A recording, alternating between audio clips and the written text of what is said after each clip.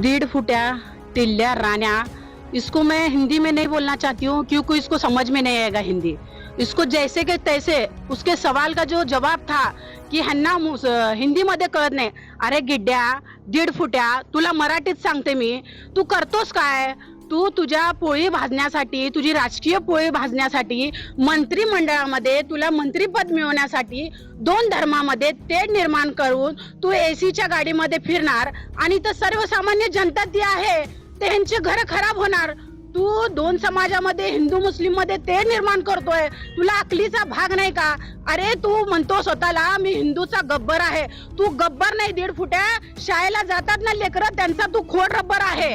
तू एवढं जाणून घे, तू गब्बर नाहीये, तू फक्त भगवादारी हिंदूचा शमला घालून तू हिंदुत्ववादी होत नाही। जर तुला हिंदुत्ववादी व्हायचं असेल, तू छत्रपती शिवाजी महाराजांचा विचार करून हिंदुत्ववादी हो, तू डॉक्टर बाबासाहेब आंबेडकरचा संविधान वाचून हिंदुत्ववादी हो। फक्त हिंदू मुस्लिम समाजामध्ये तेढ निर्माण करून त्याला हिंदुत्ववादी नेता म्हणत नाही। दीड फुट्या साल्या हरामी भडव्या, तू म्हणतो की तुमच्या मस्जिद मध्ये येऊन तुम्हाला चुन चुन के मारेंगे। तू मस्जिद मध्ये नाही, तू सोलापूर मध्ये ये।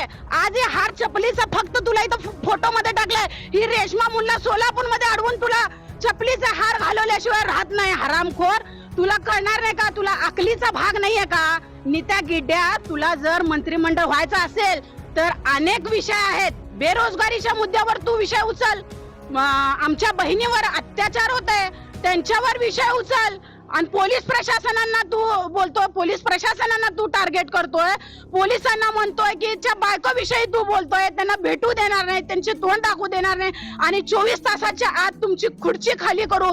सत्तेचा मास तुला आलाय, फक्त ही सत्ता 5 वर्षाची असणार आहे। तुला सांगते नित्या, तुला ओपन चॅलेंज देते, तू सोलापूर मध्ये कधी आला ना, तुला ह्या चपलीचा हार घालून तुझी पूजा केल्याशिवाय राहणार नाही। ही रेशमा मुल्ला चॅलेंज करते आणि तू मस्जिदीपर्यंत येतो।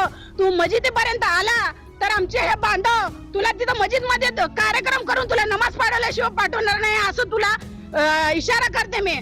तू कधी हे महाराष्ट्रात जर तुला राहायचं असेल तर शिवाजी महाराजांचा महाराष्ट्र आहे, त्यांच्या आदर कर, त्यांच्या विचार।